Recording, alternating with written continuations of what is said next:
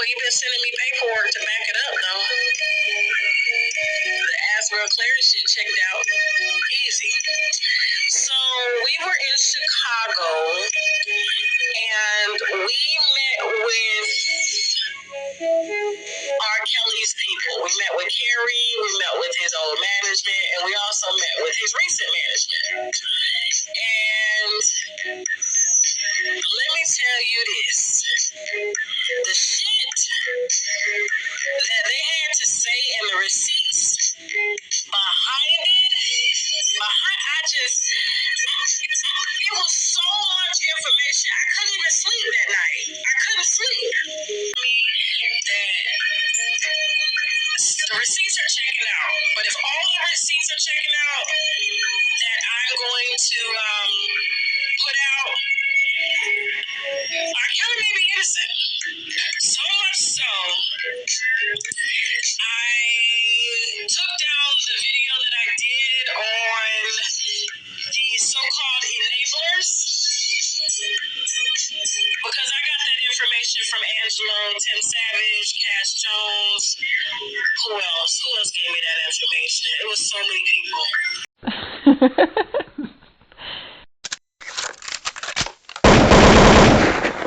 If you want to hide information from black people, they say, put it in a book.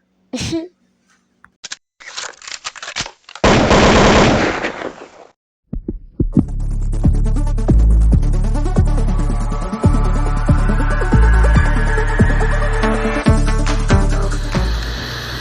I with you? What? ACP, did you see this? Look, if it ain't official Dana J, Levi for Kelly, Prima Donna News, I don't even want to see it. Lisa Van Allen took the stand. But as our Tara Molina reports, that witness wanted to be anywhere other than the courtroom. Prosecutors disclosed Lisa Van Allen did not want to come back to court for cross-examination, and agents had to pick her up and bring her here. It's the very first thing Kelly's defense asked her about. She said that she's exhausted, and not wanting to come and not coming are very different things. It didn't cool down from there. Lisa Van Allen back on the stand for another emotional day in the R. Kelly trial. Shortly after addressing not wanting to come back a second day, Kelly's defense dove right in, asking Van Allen about a comment she made on testifying for Jane, the pivotal witness in this case, who testified to sexual abuse by Kelly starting when she was 14 years old. Van Allen and Jane both detailing a sex tape they're in with Kelly when Van Allen was 18 and believed Jane was 16 at the time. Kelly's defense asking Van Allen why she's here testifying for a person she admits she sexually abused. At that point, she broke down on the stand, sobbing. Van Allen said, "I'm not proud of that. I don't know what woman would be proud of that." Going on to say she's in court to admit her wrongdoings and hold Kelly accountable, and they're trying to make her the bad guy. Kelly's defense continuing to pick apart her testimony and what she's said on the record and under oath in the past. Remember, Van Allen testified in Kelly's 2008 trial in Cook County.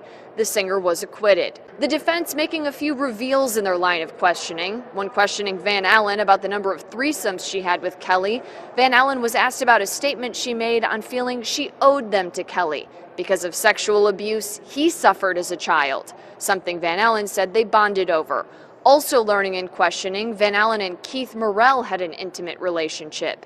Van Allen sent the sex tape of herself, Jane, and Kelly to Morrell to hold on to after taking it from Kelly, and the two were ultimately polygraphed and paid by Kelly and his team to get the tape back before the 2008 trial.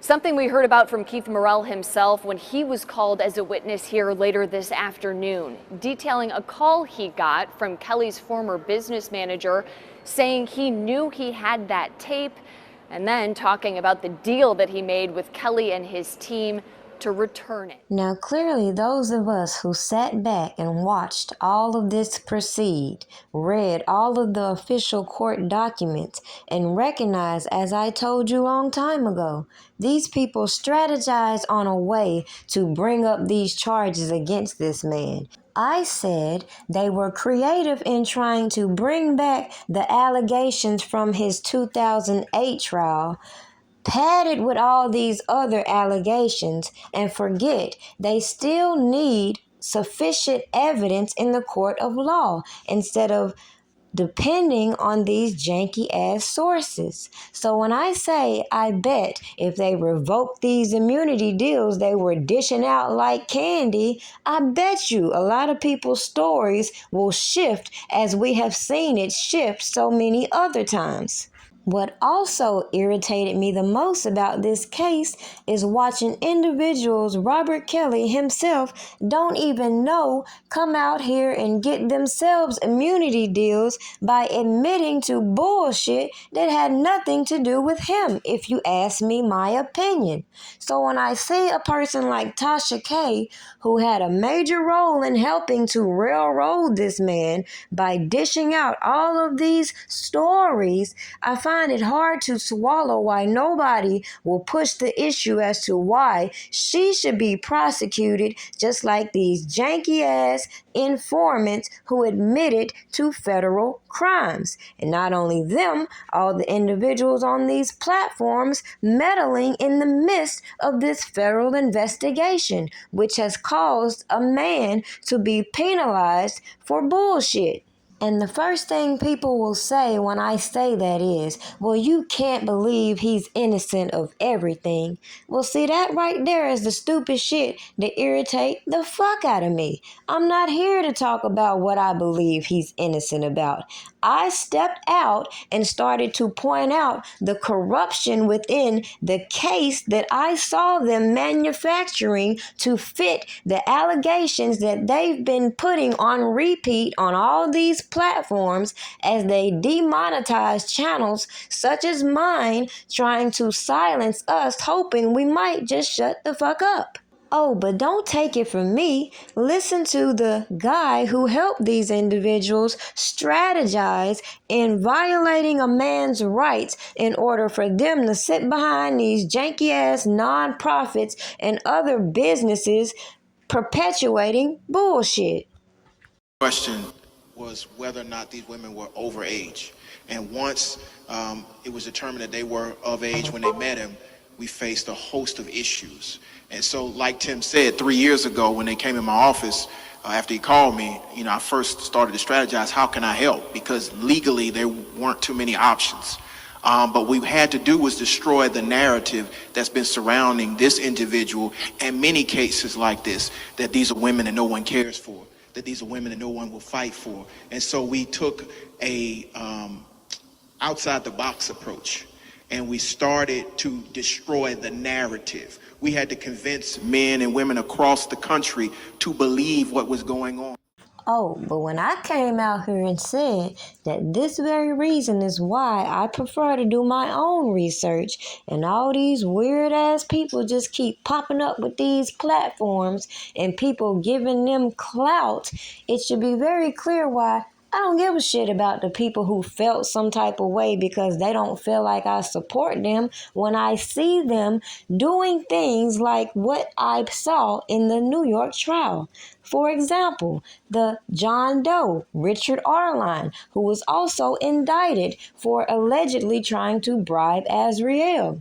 Let's make this shit make sense. Now, people brought that information to me way before Tasha K aired it, even before the so-called supporters put that information out. Yet, I never ran with it. I just sat back and continued to watch. Why? Because I've shown you this consistent pattern of people that don't even know Robert Kelly finding themselves in the midst of this bullshit, and then the government using these individuals to make their janky ass cases.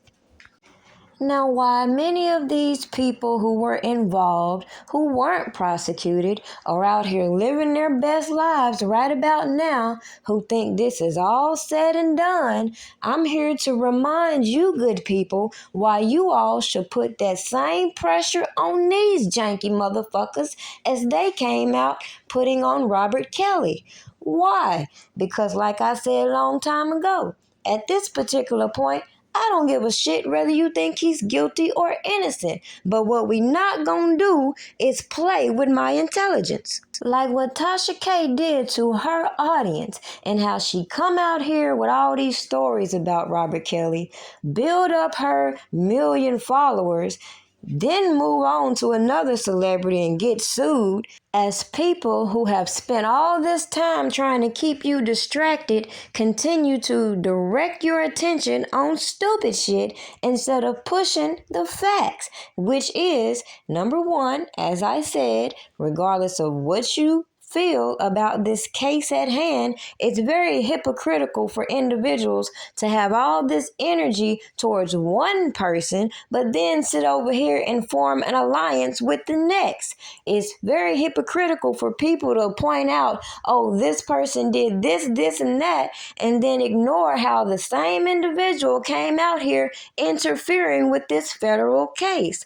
Like even releasing the recording behind Dr. Rice and Azriel Clary, in which a lot of people didn't hear her say, oh, you're Dr. Rich. Come to find out, that may have been a miscommunication, as we see this John Doe #1 has a record company he's trying to build up called Richie Rich.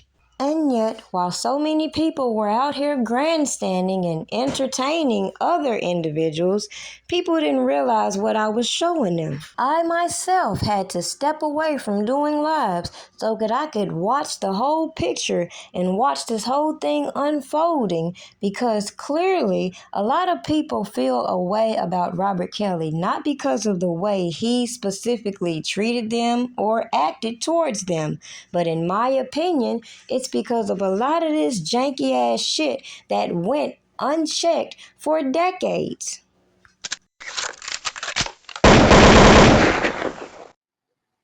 The political factor in this is them being able to go after him during a very financial, vulnerable moment that he was in, when the world finally was up against it. Because you got to remember, when the first sex tape came out and he caught them charges, they had the whole world against them.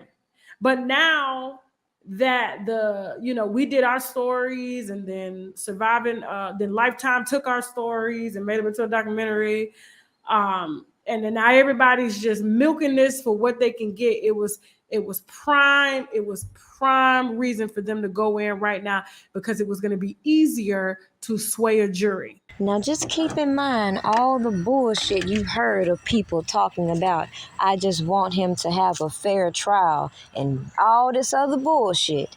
Now I told you this man had finance issues. That was the purpose in bringing on Greenberg. And yet as we saw, this man sat back idle, not doing too much of nothing, doing all these interviews and having ample time to mix and mingle with questionable individuals as they defraud people in his client's name. Yet nobody pays attention when he makes slick comments like, when the money runs out, R. Kelly will get a public defender. Nobody pays attention to him saying that he didn't want to go visit his client incarcerated because he didn't want to catch COVID at the peak of this whole pandemic.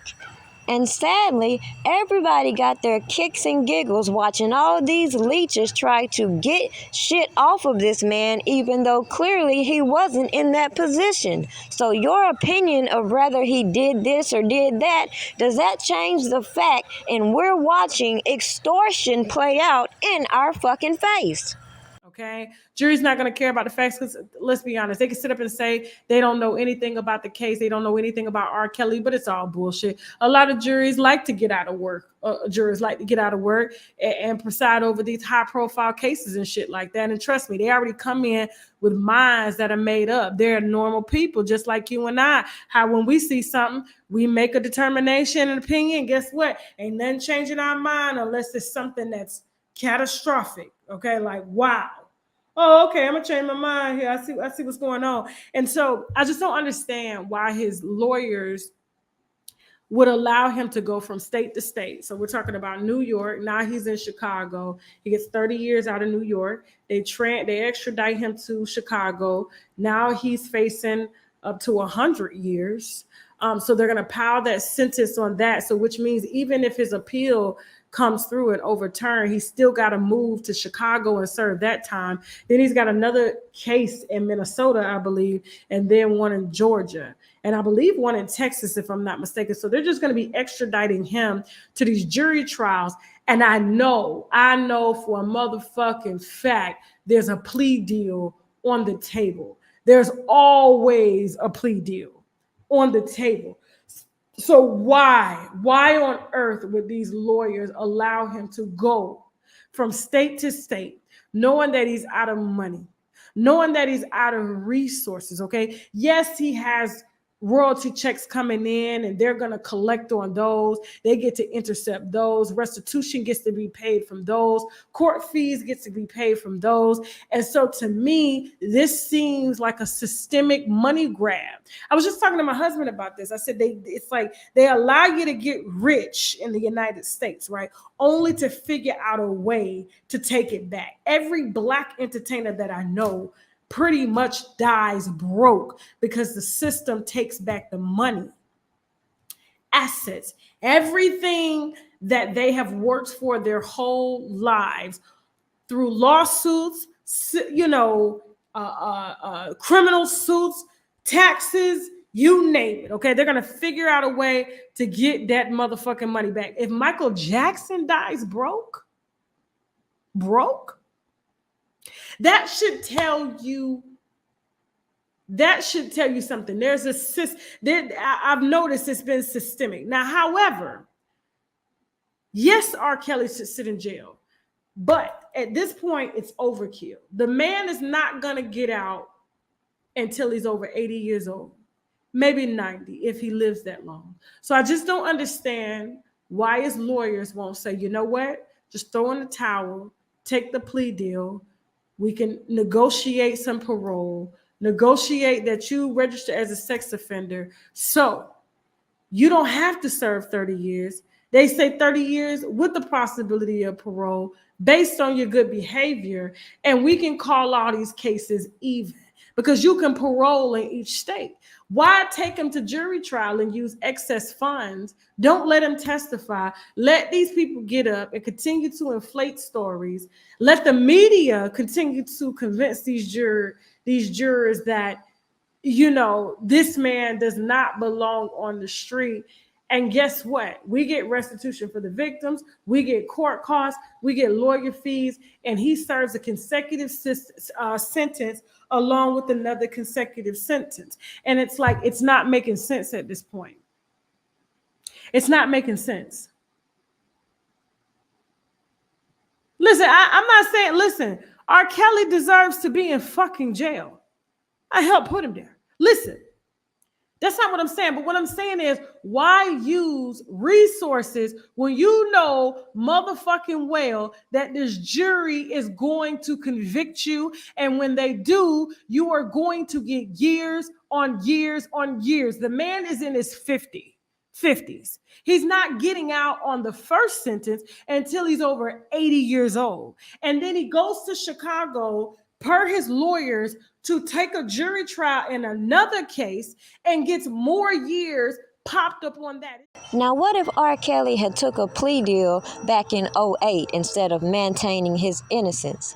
A lot of people don't realize that is the reason why I believe Greenberg had to move on out the way, considering I find it very fucking strange that because these people are aware of all the shit they did to get this man in this position, now they feel like to appease them, he should admit to something and plead guilty, bypass that he still has a chance for an appeal, and sit up here and register as an offender because nobody wants to accept his version of his story, as all these people want to build platforms trying to tell you his story. Make this shit make sense. We're supposed to believe her at the drop of a dime, even though we see all these people are liars, are not credible, but we're supposed to push this man who believes believes he's not guilty to take a plea like every other person does instead of swallowing the truth that maybe even if he doesn't get out on appeal, he's standing in his truth. Period.